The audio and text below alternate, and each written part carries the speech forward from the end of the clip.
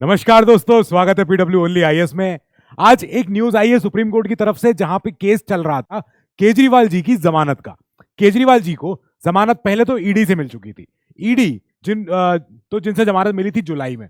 अब जैसे ही ईडी से जमानत मिली थी, उसी के तुरंत बाद सीबीआई एक्टिव हो जाती है और सीबीआई अरेस्ट कर लेती है। तो दोनों तरफ केस चल रहा था, दोनों एजेंसीज के अगेंस्ट केस भी चला, इनका पूरा डिफेंस सब कुछ। आज जाके सुप्रीम कोर्ट ने अभी बेल दी है, ना कि एक्विटल।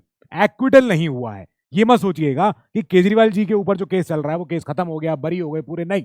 अभी खाली और खाली एक जमानत मिली है, एक नो एक्विटल ओनली बेल। अच्छा, ये इंपॉर्टेंट क्यों है? इंपॉर्टेंट इसलिए है क्योंकि इस समय आप देख रहे हैं कि इस समय दिल्ली में जो सरकार है वो विदाउट सीएम है। इसलिए हम इसको ज्यादा इंपॉर्टेंट तरीके से देखेंगे कि विदाउट सीएम कोई सरकार चल रही है तो चल कैसे पाई अभी तक। और अब जब ये रिहा हो रहे हैं किसी तरह जमानत पे, तो इनके पास क्या क्या, इन्हें किन किन शर्तों पर इनको जमानत दी गई है।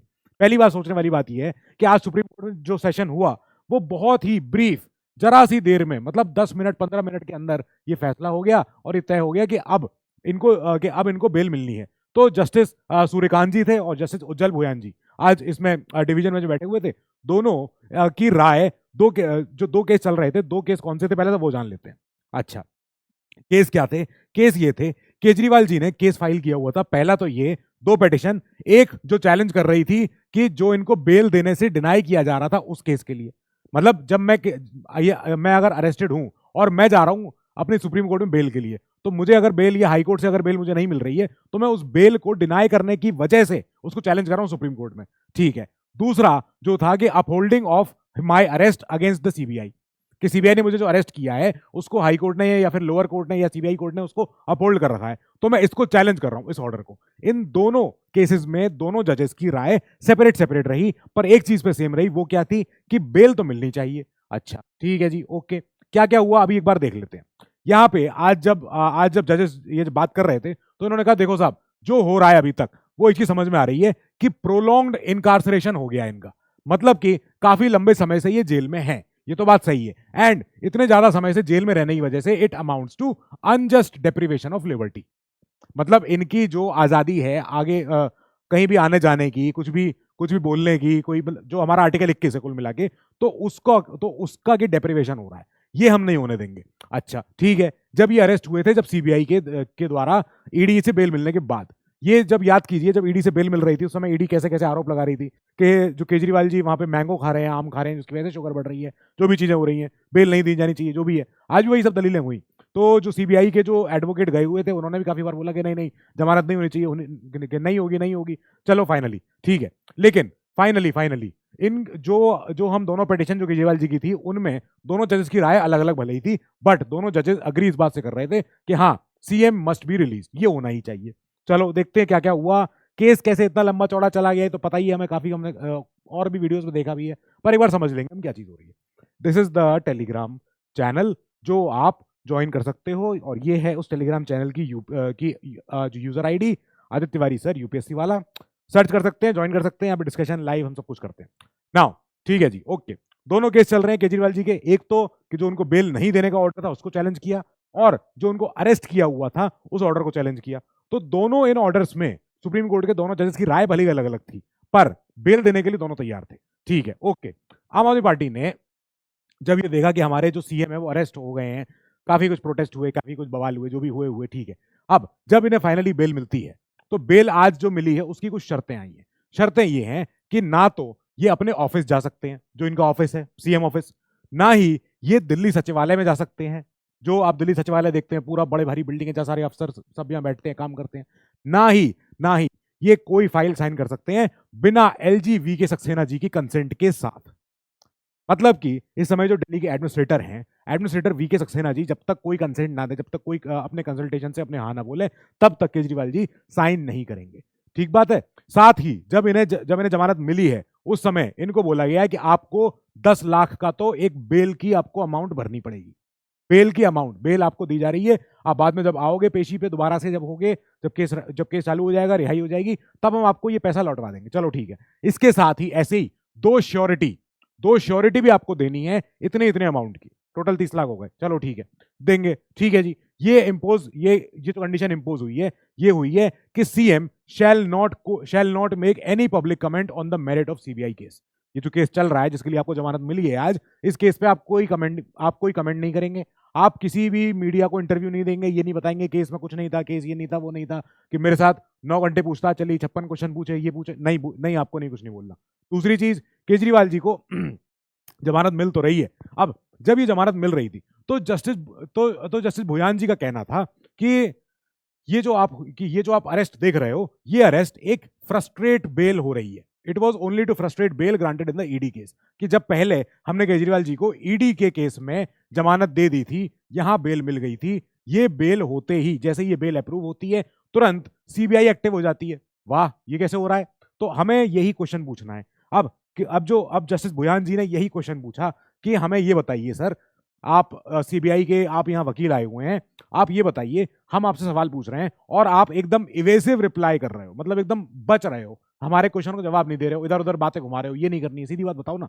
दूसरी चीज, हम ये पूछेंगे कि ये जो एक्यूज्ड हैं, he can not be compelled.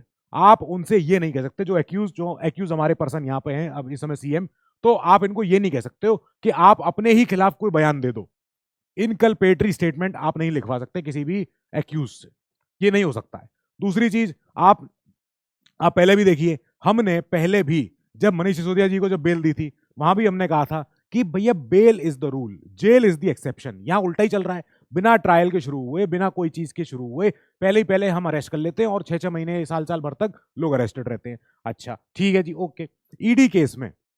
ED case में जो केजरीवाल जी के लॉयर्स थे, उन्होंने कहा था कि हमारे केस में हम देख रहे हैं कि हमारे साथ इंश्योरेंस अरेस्ट हो रहा है, कि अगर ईडी से क्या पता अगर बेल मिल गई तो सीबीआई धर लेगी। ये चीज हो रही है, मतलब हमारे जो क्लाइंट है केजरीवाल जी, तो ये जो इस समय इंश्योरेंस अरेस्ट के चक्कर में फंस गए हैं, इनसे हमें बचना है। अब यहाँ पर जस्टिस कांत जी ने बोला था कि हम सीबीआई की अरेस्ट को इम्पीड नहीं कर रहे हैं, हम सीबीआई ने अगर अरेस्ट किया हुआ है किसी को तो हम उसको रोकेंगे नहीं, उसमें इंटरफियर नहीं करेंगे। पर भुयान जी ने सवाल पूछा कि ये जो एजेंसी है, ये तभी एक्टिव क्यों हुई जब only the trial court granted ये बेल, कि जब ईडी केस में जब ट्रायल कोर्ट यानी छोटी कोर्ट, ट्रायल कोर्ट ने जब बेल दे दी, उसके तुरंत बाद सीबीआई क्यों एक्टिव हुई? ये क्वेश्चन है।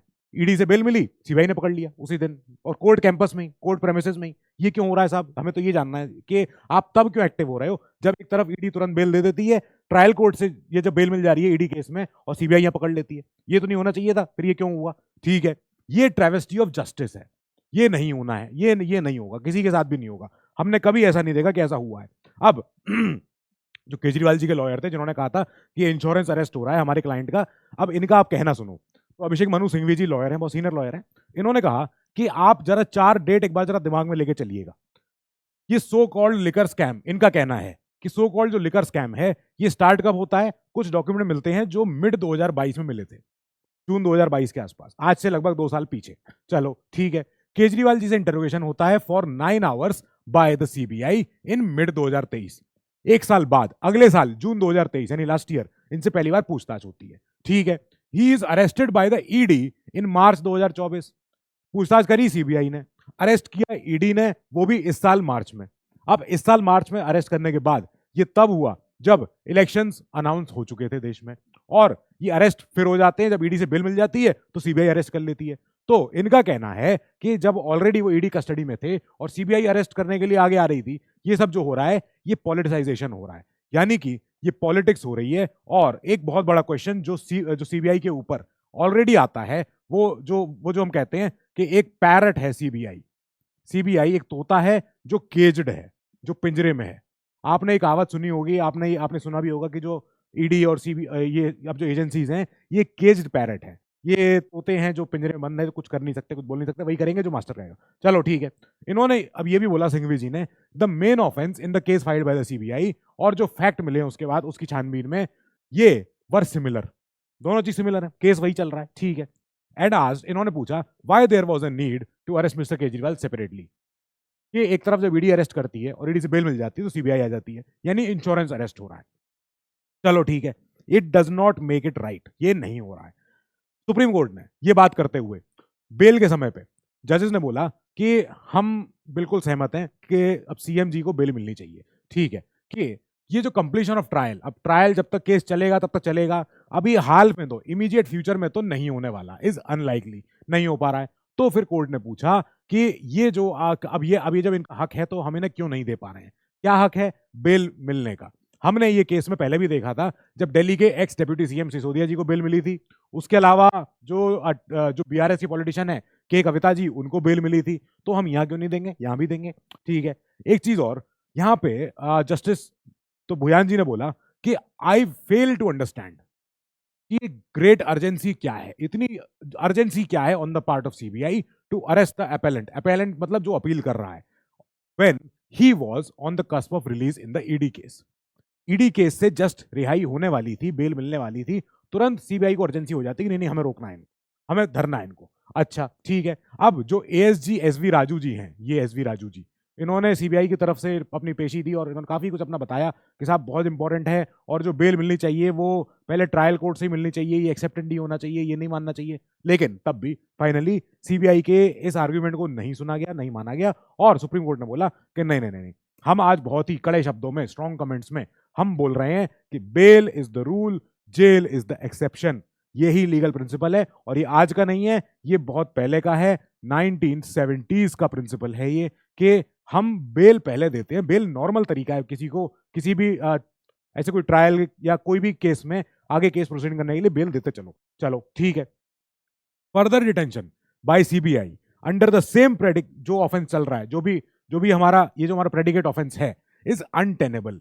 जब उसी केस में, उसी ऑफेंस, ऐसे एलिजेड ऑफेंस के लिए हम अगर किसी को बेल दे रहे हैं, तो सीबीआई क्यों अरेस्ट कर रही है फिर उसे? जो बेल दे रहे हैं उसी माहौल में, उसी केस में, उसी अपराधों के अराउंड, तो फिर क्या मतलब है सीबीआई के अरेस्ट का?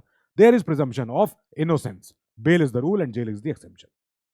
ठीक है, कि हम मान के चलेंगे you are not guilty unless proven so, you are innocent until proven guilty. बस यही हमारा रूल होता है, ये प्रिंसिपल होता है, ये हमारा न्यायपालिका का रूल है। तो इसके साथ ही हम देखें कि आज केजरीवाल जी को फाइनली बेल मिलती है। अब बेल मिलती है, इसके बाद इन्हें जो डूज एंड डोंट्स इनको बताए गए हैं कि आपको ये नहीं करना है, आपको यहाँ नहीं जाना है, आपको वो नहीं बोलना है, आपको इनसे नहीं मिलना है, मीडिया या जो भी। तो अब देखते हैं कि बस कोई और ज्यादा अब ऐसे अपराध ना जुड़े, तो हो सकता है केस अपने हिसाब से आगे प्रोसीड चलता चलेगा। जो प्रोसीडिंग आएगी हम उसको टेकअप करते चलेंगे।